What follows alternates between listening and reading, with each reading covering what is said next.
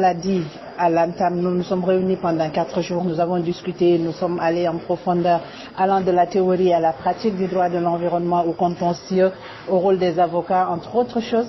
Et nous espérons que les conclusions qui sont sorties ou qui vont sortir de cette rencontre seront appropriées par l'État sénégalais dans un premier temps parce que ça se tient sur son territoire, mais également la CEDEAO et les organismes de bassin parce qu'ils sont tous représentés ici. Et au-delà, les compatriotes africains qui nous viennent de l'Afrique de l'Est, qui nous viennent de l'Afrique du Centre, qui nous viennent des autres pays de ECOWAS. Donc aujourd'hui, fondamentalement, nous demandons aux États africains de revenir aux fondamentaux du droit de l'environnement. C'est ça qui va nous permettre d'avoir un développement économique, mais un développement économique durable. Et je pense que la finalité d'un État, c'est de pouvoir associer développement économique et protection de l'environnement pour le bien-être de ces populations. On ne veut pas de développement qui va détruire notre planète, nous ne voulons pas de développement qui va détruire notre génération, parce qu'aujourd'hui vous voyez tout ce qui est inondation, sécheresse, les gens passent. Hier, tout le monde est arrivé en retard à cause de la pluie. Donc nous voulons vraiment un développement réfléchi qui soit basé sur nos capacités environnementales, mais également qui soit basé sur le droit de l'environnement.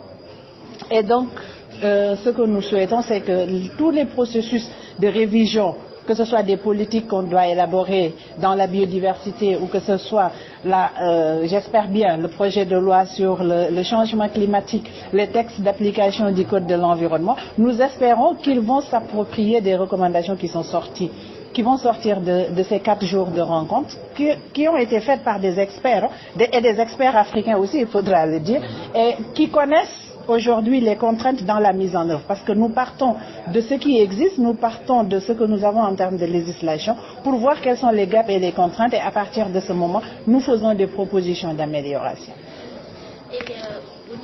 Ce que nous faisons, c'est, il y a 2 choses, hein, parce que vous parlez de l'application. Nous, et quand on arrive à l'application, parce qu'on a un pan qui est important aussi, qui est sur le plaidoyer que nous faisons pour l'adoption des lois. Mais quand on vient dans l'effectivité de ces lois, nous avons principalement 2 approches. La première approche, c'est de rendre accessible le droit aux communautés et aux populations pour que ces dernières puissent les comprendre et puissent comprendre les violations qui sont commises, les violations qui sont commises sur leur environnement, sur leurs droits fondamentaux. Ça, c'est un premier point et que nous pensons être un préalable. Le deuxième point sur lequel nous travaillons, c'est que nous allons aussi dans beaucoup de pays en contentieux, y compris au Sénégal, on est en contentieux. Je ne vais pas rentrer peut-être dans les détails du contentieux, mais on est en contentieux sur certaines localités, la pêche, la centrale à charbon, pour ne citer que ces contentieux-là. Donc pour nous, c'est à la fois appliqué, c'est à la fois adopté, mais appliqué. Et cette application ne se fera pas sans les populations parce que